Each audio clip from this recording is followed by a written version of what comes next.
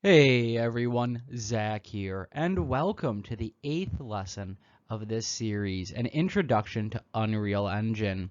In this video, we'll use UMG to set up our main menu. You can find more reading on UMG in the description below.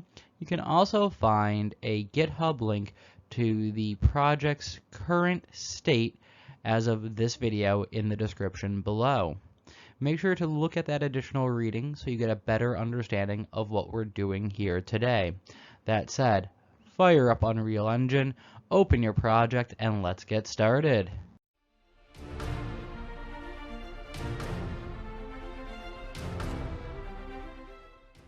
So hopefully you enjoyed watching me do really poorly at level design there and dying repeatedly, and hopefully your levels look a little bit better than mine did. But again, it's showing you what you can do. The next part we want to do is we want to create a menu. So we're going to do that as a level, and we're going to create a level, and we're going to call it main menu. Let's open it up, and this one's going to be a little bit different. Yes, save. In that we aren't going to have the same sort of lighting setup with a sky sphere and all that. You can if you want. In fact, you can actually duplicate some of the settings from your earlier levels. You can make your menu look like whatever you want. I'm just going to do something relatively simple. And what I'm going to do is I'm just going to create a new plane in this world. First, I'm going to go to unlit so I can see what I'm dragging in. And I'm going to go to my geometry, or my basics actually, sorry, and drag in this plane. And I'm going to rotate my plane so that it is facing where I'm currently looking. So I'm going to drag it 90-degree angle and then rotate it. A plane only has one side that renders in game. And I'm going to set this to 0, 0, 0, which I'm now in 0, 0, 0 myself. I'm going to scale this up a bit so it's going to be a bit bigger. I'm going to set this to 5 on my X and Y. My Z doesn't really matter because it's a plane. And I'm going to give this a texture. And I'm going to use my... Ooh. I don't see it. Let's go to my content for tutorial. Find my materials, and it's a tech panel. That's the one I want to use. There we go. So it's that gray panel there. The next bit I want to do is I want to add a point light, and let's just go to lit, see what that looks like. And I'm going to just drag this point light down a tiny bit, drag it out. We get that nice sort of reflection there. And the final thing I'm going to do is I'm going to type in camera, and I'm just going to drag this camera into here. With the camera highlighted, you can see nothing in here right now. So we have a little camera preview. It might be hard to see because there's nothing in there. We're going to drag this backwards now, and you can see the shape of the wall forming in the camera's viewport there. So I'm going to move the camera up a bit so that I have a little bit more centered with the mesh we're looking at. There we go. And yeah, I kind of like what that's at actually. I like that look. So that gives us our camera. And I want to set my camera to have a player 0 setting there. I'm going to go to my blueprints because if we hit play now, nothing's going to happen. And I'm going to create a new folder. I'm going to call this one game settings. And I'm going to do one thing first. Is I'm going to go to my character, and in my blueprints, I'm going to take this third person game mode, and I'm going to move it into game settings. In here as well, I'm going to create a new blueprint. So right click blueprint class, and I'm going to choose my game mode. Game mode allows for you to set what camera, what spawn options you have, and various other things. We'll see all the options in 1 second. So I'm going to do BP _ main menu mode, just so I know what it is. Notice the icons are the same. Open this up. And I'm going to close it. And the reason why I'm going to close it is I don't need the event graph. I only need part of the editor. And this is the part I need. Actually, I lied. I do need the event graph. But I wanted to show you what I was talking about. So these are all the options: the game session, the game state, the player controller, and all of this. This is everything that we can set as our default for our game. Now, in our world editor, we're going to use our BP main menu as the override. We're going to select our camera and details, and we're going to set to player 0 again, if it already isn't, and then hit play. So you can see we are just that camera. We can't move, we can't do anything. We're just looking at this wall. Now what we need to do is display something on that wall. So Control S, save everything real quick. Go back to your blueprints folder, right click, create a new folder, and we're going to name this one widgets. So widgets are how you can make user interfaces inside of Unreal Editor. And a widget is how you're going to make your main menu. So let's open up this widgets folder. We're going to right click, and you have this user interface, and we have widget blueprint. So select that, and I'm going to name this W, so for widget, BP for blueprint of course, and main menu. Go ahead and open that up.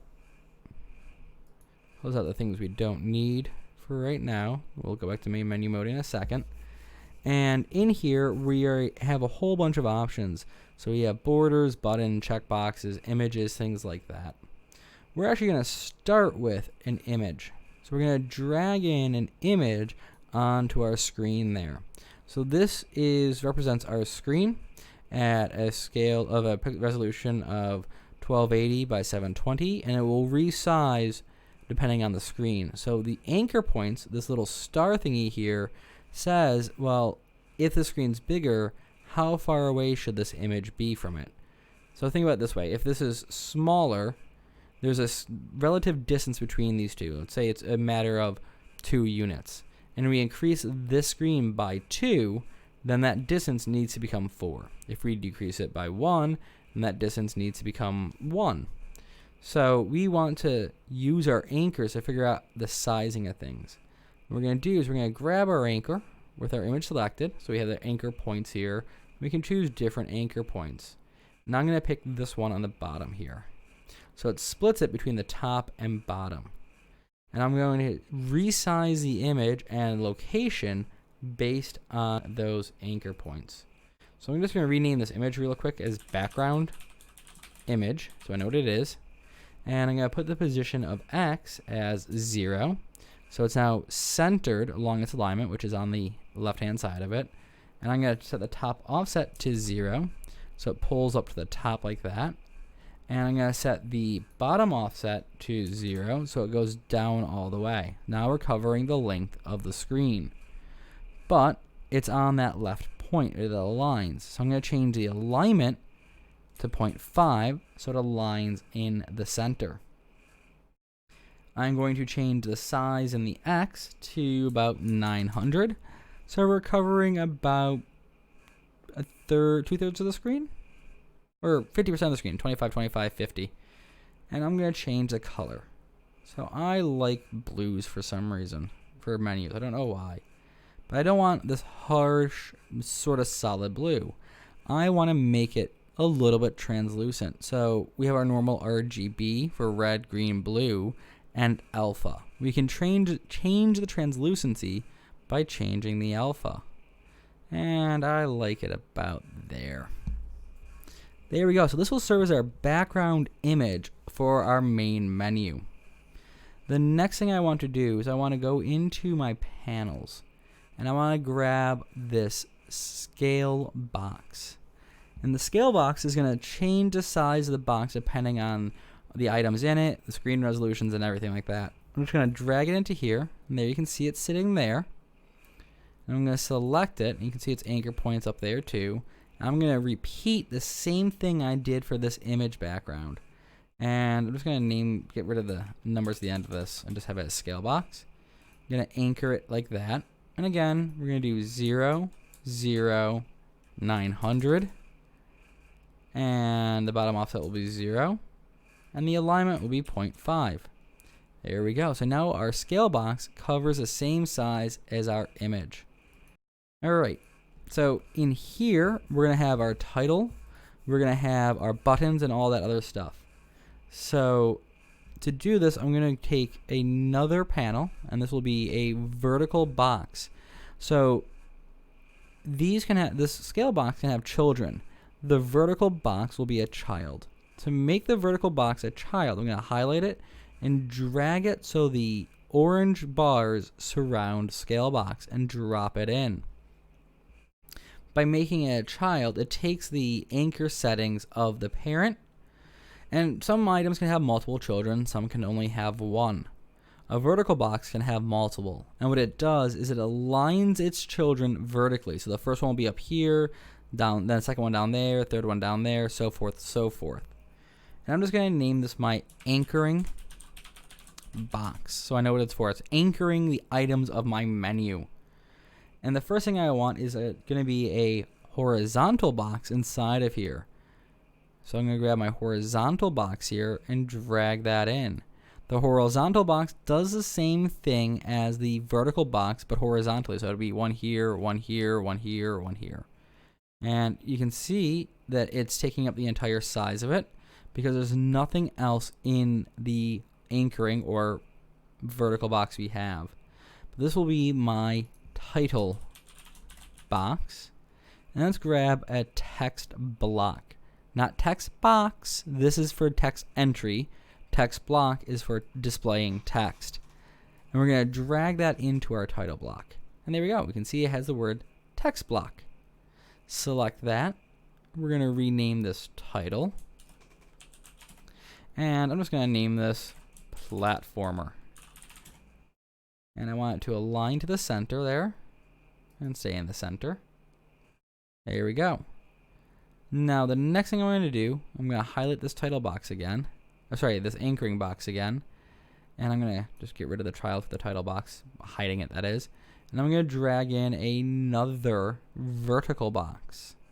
So I'm going to drag this vertical box in here. And then you can see there's now another box underneath our title. And in this box, I'm going to take our button and I'm going to drag that into there.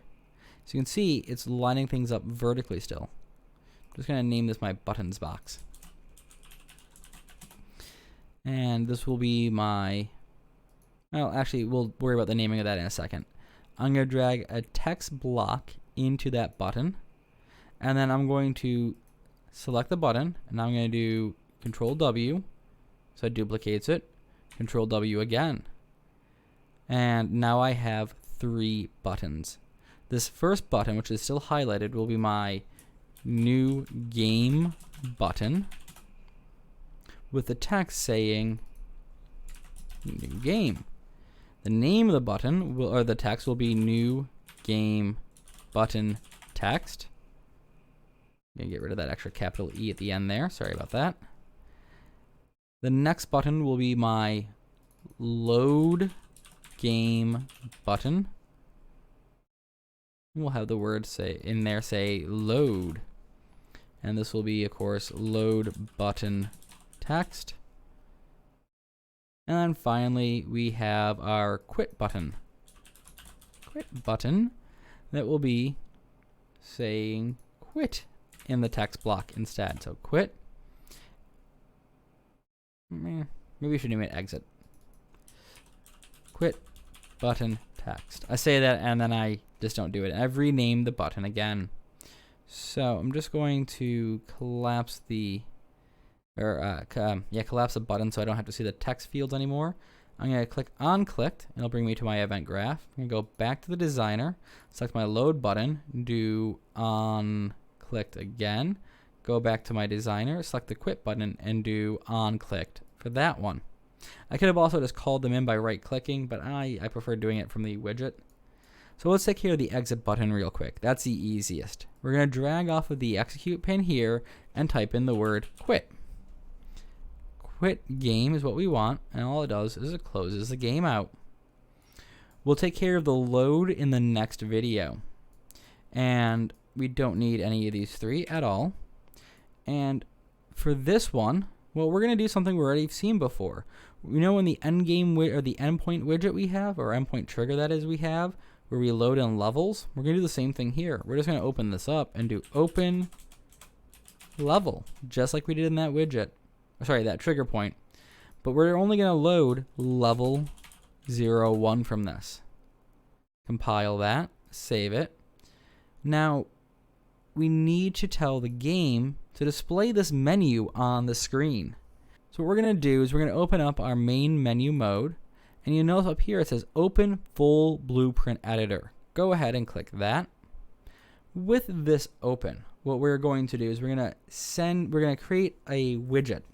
So we have our widget, we just need to create it in the game though.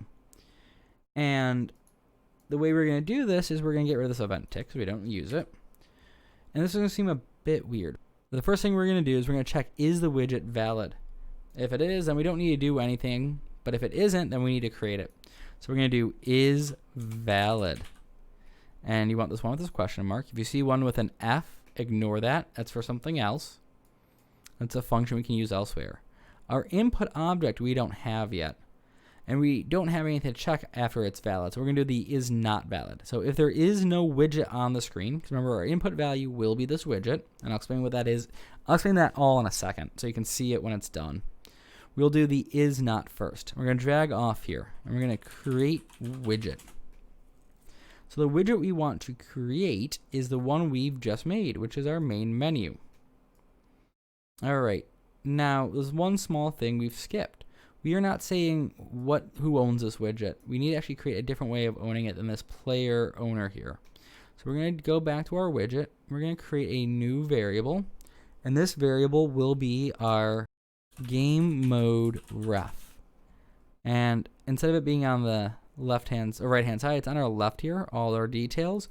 We're going to type into here main menu mode and select that. And again, we're going to suppose on spawn, make it so we can change it, compile, save. Now if you go back into your main menu mode and right click the create widget and find refresh nodes, there that is. The game mode references come in. Drag off of that and type in self. So it's getting a reference to this particular game mode and saying, yep, this is what's owning me, kind of. I say kind of because it's not really owning. It's just making sure that it's associated with this particular game mode. And then our return value, we are going to promote to variable, and that will be our menu ref. Now we're going to put a reroute into here, just because I like doing it. You don't have to. And plug the is valid into that reroute. Instead of doing the reroute, you could just plug the is valid into the execute pin. So now that we have this, we're saying, is the menu valid? If it isn't, then create the menu. If not, just go on to the reference. So we need to actually have that check of what is valid. We're going to take the menu, we're going to get it, and plug that into there. So it checks, does this menu already exist? If not, then create it. If it does, then we know what it is, just go to it. Now we've created it, but it hasn't added it to the screen yet.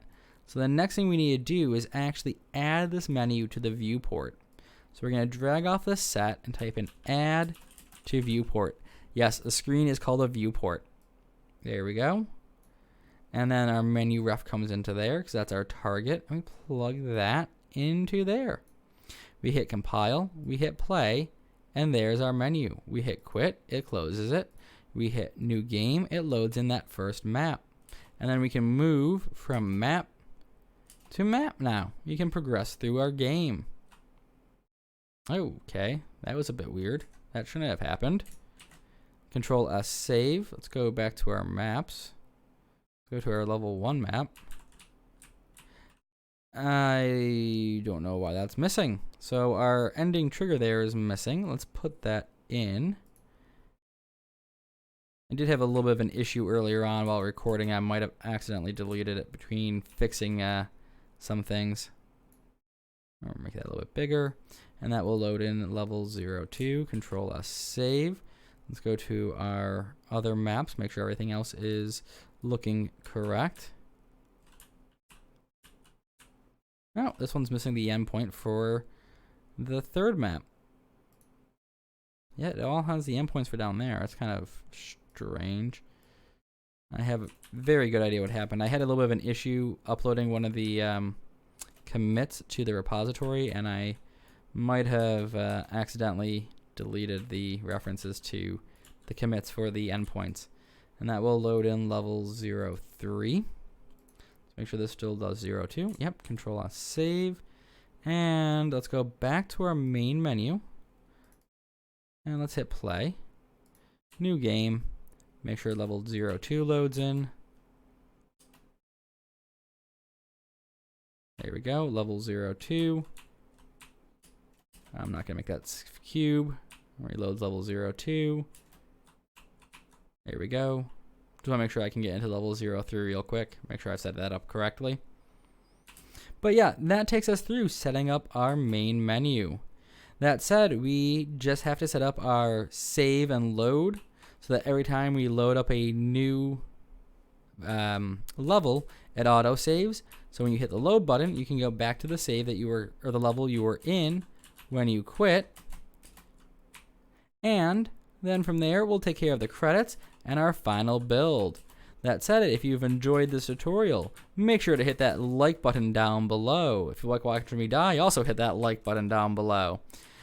And if you want to see anything in particular, other tutorials or anything in a tutorial related to, level design for a platform, joking, because I'm clearly not the best at it, or anything in this tutorial in particular, let me know down in the comments below.